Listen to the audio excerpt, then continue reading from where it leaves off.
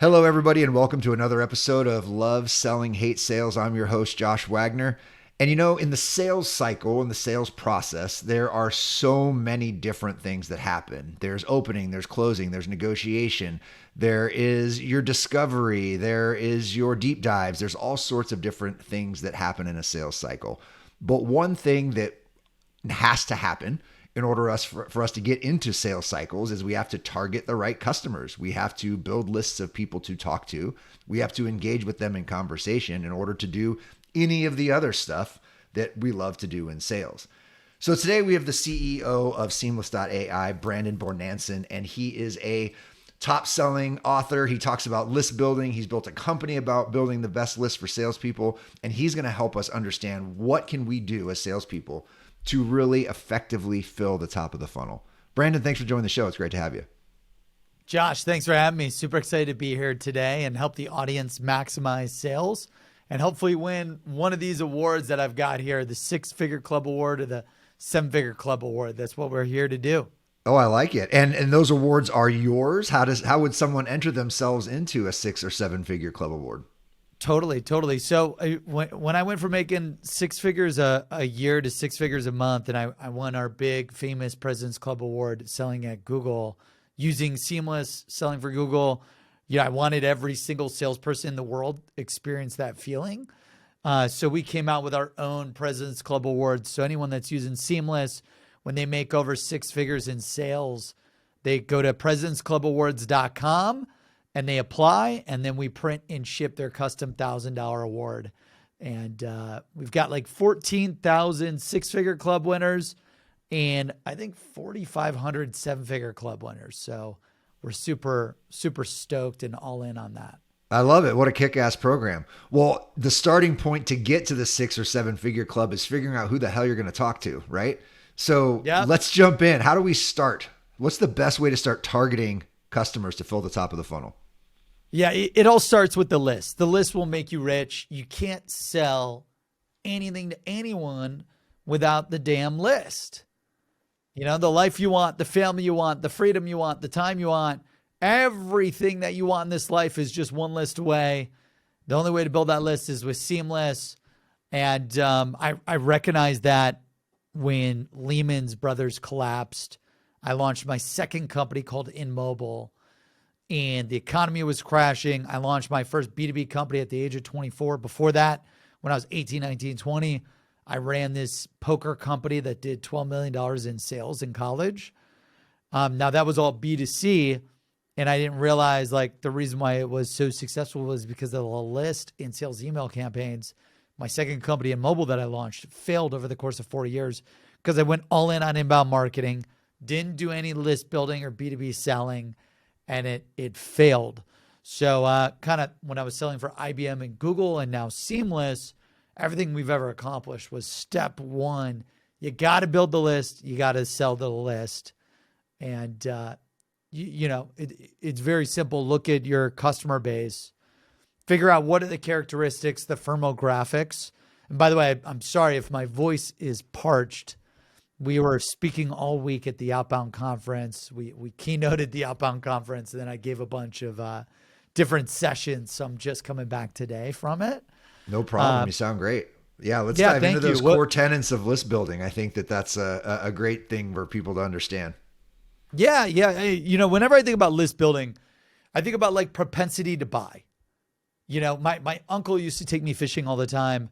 I've got a beautiful place in Clearwater, and we would go fishing all the time in Clearwater. And it's like when we go one spot, we wouldn't catch shit. And then we go to another spot, we catch a ton of fish. And we're just like, the biggest difference is literally where you're going to go fish. And it's the same with the list. If you've got a shitty list, you're not going to catch any fish. Your pipeline is going to be empty. You're going to starve to death. You're not going to make any sales or commissions. If you've got the right list, which when I talk about the right list, I think of account lists and contact lists. The account list, what are all the firmographic, the data points that say, yes, this is an awesome buyer? So I look at industry, I look at employee size, revenue size, location, keywords. Like you could use AI, like Seamless, we use AI to figure out what are all the keywords of a company, like the keywords on their website, the keywords in their social profiles. Well, let's just say it's B2B ad tech software. And for whatever reason, B2B ad tech software always buys from Seamless. And then manufacturers never buy from Seamless. Okay, well, all the companies that have the same data points of a B2B ad tech company, that would be amazing. Like you want to go after those companies versus going after any other company because that's where the fish are. That's where the whales are. You want to go hunt and go get those customers and those prospects and those appointments to flood your calendar with back-to-back demos on the hour every hour and generate millions in sales versus going after these these low propensity to buy accounts. So I think like where I start right there, the list, build your account list. Best place to look at building your account list is by looking at all the customers that have bought from you before, who has the fastest speed to purchase, and who's got the highest retention rate. I look at both of those. Those are great spots to look and really good data points. So Brandon, let's say, if you're an experienced person, I've been in my organization for 8 years. I can probably off the top of my head spout off those data points and figure out where I should go fishing. But if you're a new rep coming in, what's the best way to figure that out? Should you lean on marketing? Do you think you can get that out of your CRM? I mean, how do you start to understand how to collect those data points from your business? Totally. One of the best places to start is to jump on Seamless.ai for free or LinkedIn. Two great platforms that will give you hundreds of account data points. So like step one, who are your top 10 to 100 customers? And just start looking at, okay, what industry are they in? What employee sizes? What revenue size? What location? What are the specialties of those companies? What are the keywords of those companies? What's the website data of those companies? The search engines, they give you SEO title, meta keywords, and meta descriptions.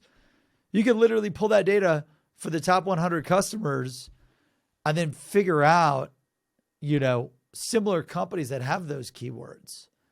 So I recommend auditing your top 100 customers to start. Take some time, but guess what? Like, do you want to go fishing where no one buys from you and then you starve to death and you die on the boat? Or do you want to just spend a day or a week doing this work, figuring out who are the best, most likely to buy accounts, and then go after them? Because like step one, to flood the calendar with back-to-back appointments on the hour, every hour, the list. So this in your background in B2B sales, right? You said Google and a number of others, that there are going to be a variety of scales, right? You're going to have SMB, mid-market reps, enterprise reps. Does this apply across the board? Oftentimes you're given a patch where, you're geographically constrained, or maybe your revenue band constrained, whatever it may be. How do you fit those constraints into that model? Yeah, I think you just work within the constraints. Like, don't overanalyze it, right? If they're like, hey, you could only go after the Midwest, then build your list of these types of companies in the Midwest. Or maybe it's California. You're only in California territory. Or maybe it's, hey, you can only sell to 500 million to 750 million size companies. Whatever your constraints are, like at IBM Interactive, when I was selling for IBM, I had to only go after companies with 500 million or more in revenue. So I just worked within those constraints, found there I sold to technology, retail, and manufacturers, like the top technology companies in the world, the top retail companies in the world, like Victoria's Secrets, The Limited, Express. From tech perspective, we did a lot of work with Google. We did a lot of work with Microsoft, Xbox, you name it. And then in manufacturing, we did a lot of work with Kohler, Masco Cabinets, like all the big manufacturers, like of your house, of retail, of offices, you name it. So just work within your constraints and build the list for that. Yeah, I love it. So as you go up market, your list from a firmographic standpoint tends to get a little bit smaller, right? Oftentimes you get into the upper enterprise and you're dealing with strategic accounts, whatever it may be. So you mentioned earlier, there's two sides of this equation. There's the accounts and the contacts, right? So as you go up, you're probably going to have to do a heavy focus on the contacts. So let's talk about that a little bit. Yeah, the contacts, what you want to look at is a number of factors, like Who are all the types of personas in the circle of influence or the circle of trust? And the smaller the company, the less people. Like 1 to 50 employees, you could just sell to the decision makers. 50 to 200, you're going to probably want to hit 3 people, 5 people at that company. 200 and above, 200 to 1,000, you've got like 5, 10, 50. Like, I think it's 3 to 5 people per almost LinkedIn employee size. I love that. So 1 to 50 employees, okay, it's probably going to be 1 to 3. 50 to 200, it's probably going to be 3 to 6 people. 200 to 500, now you're talking 6 to 10 people. And then 500 and above, 500 to 1,000, probably 10, 6 to 10. So now you're looking at 10 to 15, 10 to 20. 1,000 and above, 10 to 50 people could be involved in the purchasing process. Yeah, I mean, like 10 to 30 people. I think, yes, there's potential buyers, right? When you get that big, there are dozens of business units that are all their own buying centers. So I think you're right with the 10 to 50, whatever, right? You could have those little mini segments, right? Like I have a customer in B2B med device, right? They're a massive global organization. They've got 14 different business units. Each one's its own billion-dollar company. Well, each one of those has one of those, 10 to, 7 to 10 person buying committees built within. So I think that's another piece of it, right? When you start to think about list building, understanding the makeup of the organization and where you can go hunt and start to build. Yeah, if you're going after SMB, you could easily just go after the decision makers and the budget holders. If you're going after mid-market, I would recommend expanding that circle of influence, circle of trust. That's that seller's circle. We'll just call it seller's circle, B-Rock, my video guy, and or buyer's circle. And then when you're going after enterprise, you've got a big group. Yeah, I love it. Influencers, users, budget holders, decision makers, approval, legal. You've got a ton of people that you got to work through. Love it. All right, so we're starting with the list, right? We've looked at our set of accounts that we want to go after. Where's the best fishing hole? And that's based on really looking at those data points around best customers, propensity to buy, things like that. We flip over to the contact area. We're looking at our sphere of buyer influence based on account size. I really love that rule of thumb, 3 to 5 people per 500 employees on LinkedIn. I think that's a good rule of thumb to go by. Now we've got this list built. We have to reach out and make contact with these people. So let's talk about your philosophy for attacking your list. Are you all cold call guy, all email, all social, some sort of combination? What's your secret sauce, Brandon? Yeah, I'm all in, all out, whatever it takes. Like, wrote this book called Whatever It Takes. There you go. And that's what it's about. I recommend using all the channels because Mike Hopkins, my chief revenue officer, he'll pick up the phone. Me, I'll respond via text because my phone gets blown up 1,000 times. I've got 347,000 emails right now. My LinkedIn, I can't even manage. It's out of control. So every persona is different. This is why you got to leverage a multi-channel approach. Different CEOs, like when we were a 30-person company, now we're nearly 500 people. When we were a 30-person company, I was easily able to answer the phone, answer the email, answer the LinkedIn. But as you scale up, different channels work with different people. So when I'm going after once you've got the list built, the accounts and contacts, recommend an all-in, whatever it takes, multi-channel campaign. When I was consulting all these companies selling for Google, it's all about leverage every ad channel possible. As many eyeballs as possible, as many impressions as possible. The same for sales. Like, I believe in also getting people in and out of the funnel as quickly as possible. Like, I don't believe in 30-day campaigns, 60-day campaigns, 90-day campaigns. Like, I believe in 1 to 2 week campaigns. I'm going to hit you leveraging all the channels, try to deliver as much value as humanly possible to you to transform your life, take you from where you're at, your biggest problems, challenges, pains, struggles, to where you want to go, your biggest goals, dreams, desires, and achievements. And my messaging around how I'm going to help you go from point A to point B, and leveraging calls, emails, social touches, texts, video, all 5. Is that best channel identification just trial and error? Yeah, I would say so. Like you'll quickly identify what personas respond to what channels. And then the funny part is like you could have the same persona.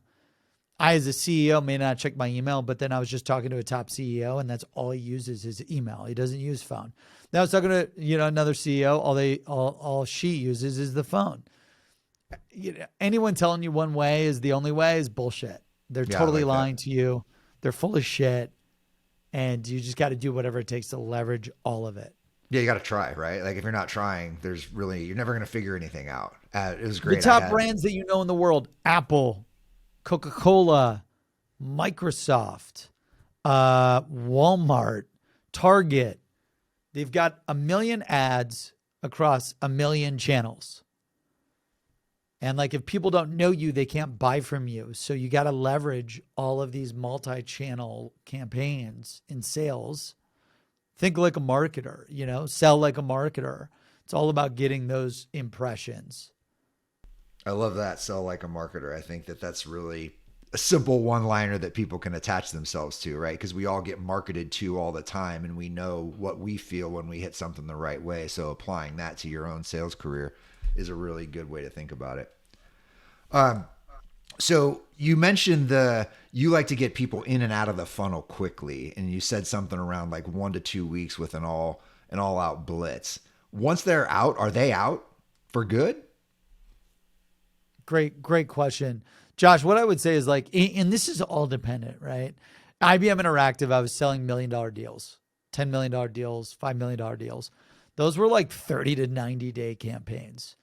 Seamless.ai, we've got $100 a month software where you could get basically unlimited sales leads. Anyone in B2B sales, marketing, entrepreneurship, recruiting can buy Seamless. So we can get you in and out of the funnel fast. Now, when I get you in and out of the funnel fast, that does not mean I'll never sell to you again. Like we'll go through all the best company lists, right? If you're using the scoring and you're figuring out what are the best lists with the most likelihood to buy your products and services, we'll go down each of the lists, number 1 list, number 2 list, number 3 list, number 4 list. And then you can just recycle every 90 days, go back to the top down, So let's just say you've got 10 lists that are amazing to sell. Start with list number 1, and then you go down to list number 10, and that may take you 3 to 4 months. They could start back up again. Hit them again, top down. And that's pretty much how, we've built a $1 billion company in less than 4 years by just building a list, selling to the list, repeat. Love it. So as you get into later stages of the sales process, you can start to engage with folks. Are you having different stages of funnels, different stages of lists, right? Because you're going to have people that complete unawareness, some awareness. You've had a conversation. Maybe it's not a fit right now. You've had a conversation. We're moving to the next stage. How do you start thinking about managing the lists within the lists? Great question. I think you just have a ton of different lists for everything. Like lists for people at different stages of the funnel, top of funnel, middle of the funnel, bottom of the funnel. But once they're in the funnel, you kind of know your exclusive campaign. Like, your meeting callback, your meeting thank you next steps, your follow-up campaigns to get them to closed one. You know how many follow-ups you should do on average to either know if they're going to buy or pass. And you should potentially move on, right, to serve other people. Like your time is valuable. If you've got an amazing product and service, you have to like give it your all to serve, your audience. And if they're just not open to it, they're not interested in it, like you could go help and serve someone else with your products and services. So at some point you have to call it quits and you have to move on because there's people desperately out there that need your products and services that could transform their life forever for the better right now. So Yeah, take them totally. through it and move on after, if you're not getting any feedback and any answers, it's time to cut ship. Yeah, and that's a super, that could be a super manual process. And Seamless AI sounds like it's a part of the sales tech stack, and that sales tech stack is ever growing, right? So in your mind, you've seen it grow, you've seen it evolve. What does the ideal sales tech stack look for someone who's in the B2B sales ecosystem right now? Yeah, I think the ideal tech stack, you need something to help you with the list, right? Like a Seamless. You need a social selling platform like a LinkedIn, premium LinkedIn Sales Navigator. You need a calendar tool, calendar automation. There's a number of companies that help you schedule meetings, automatically. You've got workflow automation. The workflow automation platforms will help you write and schedule your calls, emails, your social touches. You definitely need a workflow automation tool. And then you need a CRM, something to house all the data, the database, something to plan your follow-up tasks, you name it. It's a lot. If I had to pick two, I would just start with like the list and a CRM. If I had to pick one, probably the list or the CRM. Like if you've got a CRM with no list, you can't sell to anyone. So I always default to like the foundation is the list. Then I'd probably go CRM. Then I'd go workflow automation and social selling, you name it. Love it. So when you think about all of the tools and all of the channels for a salesperson, how deep do you dig into things like personalization? You're thinking about workflow automation, all these types of things. How much personalization can you do? And especially as you go up market, it gets more and more important, right?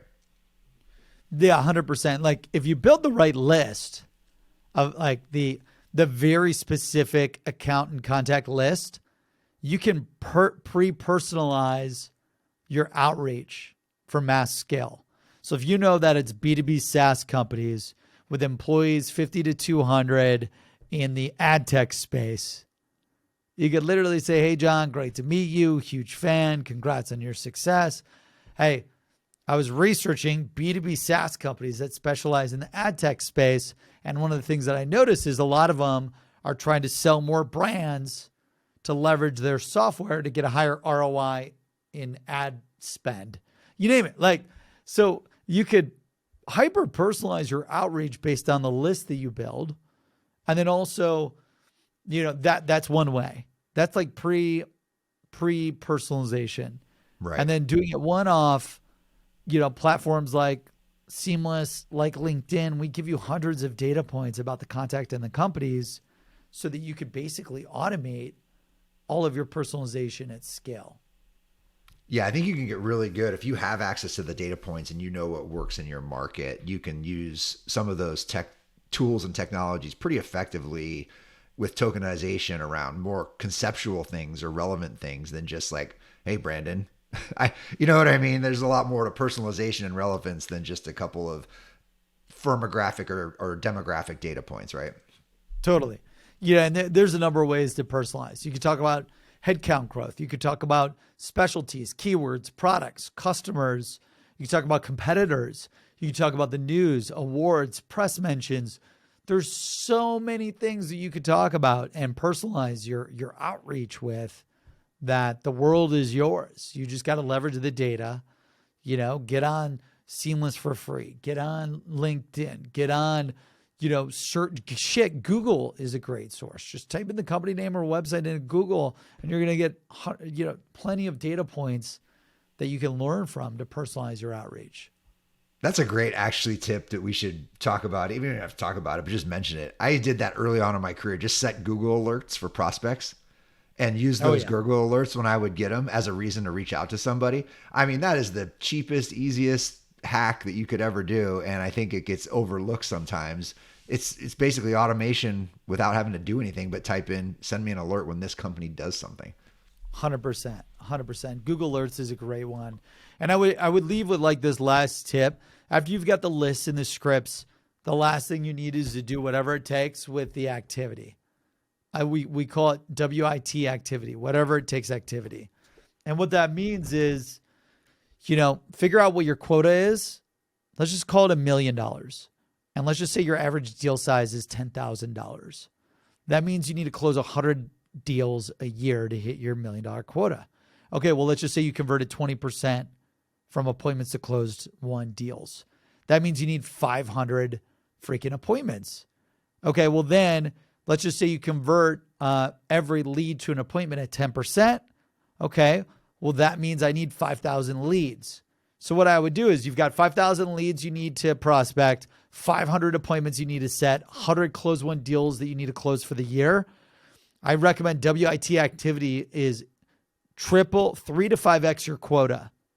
which means instead of going after 5,000 leads, go after 15,000, 20,000 leads. Instead of 500 appointments, go after freaking 1,500 to 2,000 appointments. Instead of 100 deals, go after 300 to 500 deals. And then reverse engineer the daily activity required to hit that WIT goal.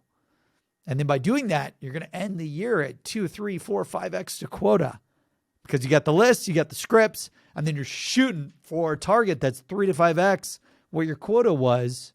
You're going to beat it. Every year I was able to crush my quota. I was able to perform 300, 400, 500% to quota because I would 3 to 5x the quota. And then I'd reverse engineer, how many leads do I need? How many appointments do I need? How many deals do I need? And to make it simple, you could just use a 10% and a 20% conversion rate. Yeah, I was going to say, some people might not have that data on their performance or their company's performance. So you set that baseline at a 10 and 20%. Yep.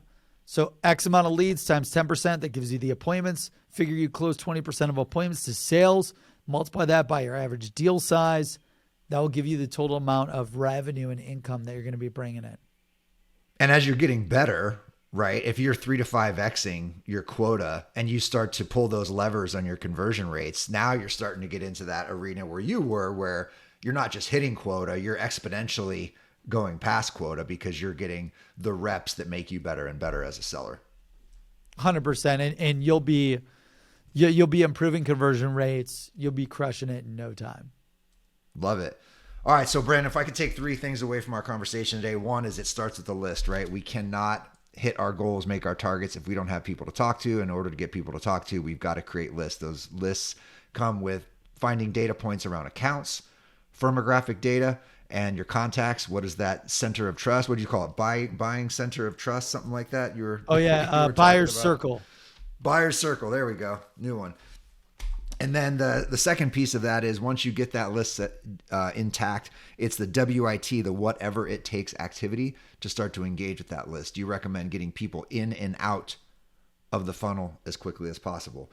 And then the final thing was that ideal tech stack we talked about for sellers. If you could have one thing, you said Seamless AI. Obviously, we'll give you that chance to plug there for your list building, social selling, your calendaring activity, your workflow automation, and your CRM. Brandon, anything I missed that you want the audience to remember? No, just remember, look, with this recession coming, the recession's here. You got to do whatever it takes. Go all out. This is your year. You can make any tough time your biggest and best year ever. You just have to increase the activity. You got to increase the goal, increase the activity, increase the list, increase the amount of scripts, increase the amount of outreach, and go make it happen. Let's do it. I love it. Brandon, where can people find you, find more about Seamless AI? You can follow me on LinkedIn, Brandon Bornancin, and then get my daily newsletter and software for free at seamless.ai. And if you type in Josh or Josh Wagner or Love Selling Hate Sales, go to seamless.ai. You can type in the show name, Love Selling Hate Sales. We'll hook you up with $500 in credits for free. And also, we're hiring 1,000 SDRs and AEs this year. Like, we're scaling like crazy. 1,000. So apply. Yeah, I mean, we're up to 1,000. So we've already hired like 350. We've got another 700 to go. 2/3 of those are SDRs. 1/3 are AEs. So apply today, seamless.ai/careers. We're scaling like crazy. I got to beat Benny off. Incredible. Brandon, thank you for joining the show. Please, folks, take advantage of Brandon's great offer. We'll have those links in the show notes and for the show page. So, Brandon, thank you for joining the show. It was a pleasure to have you. Thank you so much, Josh. And thank you, audience, for tuning in. Look forward to it.